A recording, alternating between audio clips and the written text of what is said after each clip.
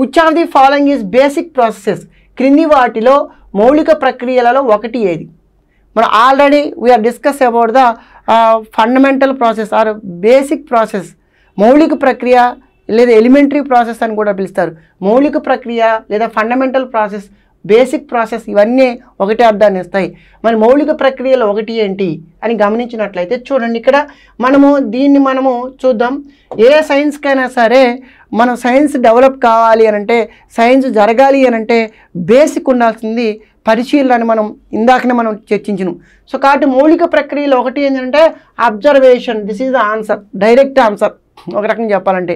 So మరి ఇట్లా కాకుండా మరి మిగతా దత్తాంశ వ్యాఖ్యానం మౌలిక ప్రక్రియ కాదు. ఎందుకనంటే మనం ఒక డేటా ఎప్పుడు వస్తుంది? ప్రయోగం చేసిన తర్వాత వస్తుంది. ప్రయోగం చేయాలంటే పరికల్పన చేయాలా. సో పరికల్పన చేయటం, ప్రయోగం చేసిన తర్వాత వచ్చే ఫలితాన్ని వ్యాఖ్యానించడం, ఇవి మౌలిక ప్రక్రియలు కావు, ఇవి సమకాలీన ప్రక్రియలు. ఈ మూడు కేవలం మౌలిక ప్రక్రియ ఏదైనా అబ్జర్వేషన్ మాత్రమే మౌలిక ప్రక్రియ అని గమనించండి మిత్రులారా. ఓకేనా?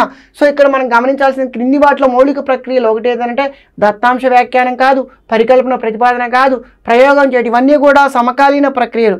సైన్స్ అభివృద్ధి చేయడానికి కోసం ఎప్పటికప్పుడు నిరంతరం సైన్స్ అభివృద్ధిలో పాల్గొనడానికి మనం ఉపయోగించేవే దత్తాంశ వ్యాఖ్యానం అని, పరికల్పన ప్రతిపాదనలని, ప్రయోగాలు చేయడం అనేది ఉంటుంది.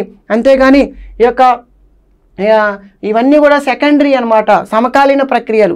అంటే నిరంతరం సైన్స్ అభివృద్ధిలో భాగంగా జరిగే ప్రక్రియలు కాబట్టి వీటిని సమకాలీన ప్రక్రియలు అంటారు. ఏదైనా ఒక ప్రయోగం చేయాలంటే ముందు పరికల్పన చేయాలంటే సిద్ధాంత పరిజ్ఞానం, గతంలో విజ్ఞాన శాస్త్రం ఏ విధంగా అభివృద్ధి జరిగింది అనే సిద్ధాంతం ఉండాలి, సిద్ధాంత పరిజ్ఞానం ఉండాలి. ఆ సిద్ధాంత పరిజ్ఞానాన్ని బేస్ చేసుకుని మనం పరికల్పన చేస్తాం. ఆ పరికల్పన ఆధారంగా ఏం చేస్తాం? ప్రయోగం చేస్తాం. పరికల్పన అబద్ధమా నిజమా అని నిరూపించడం కోసం మనం ఏం చేస్తామనంటే ప్రయోగం చేస్తాం. ఈ ప్రయోగం చేసిన తర్వాత వచ్చిన ఫలితాలు ఏవైతే ఉంటాయో ఆ ఫలితాలని మనం వ్యాఖ్యానించడాన్ని ఏమంటారంటే దత్తాంశ వ్యాఖ్యానం అంటారు.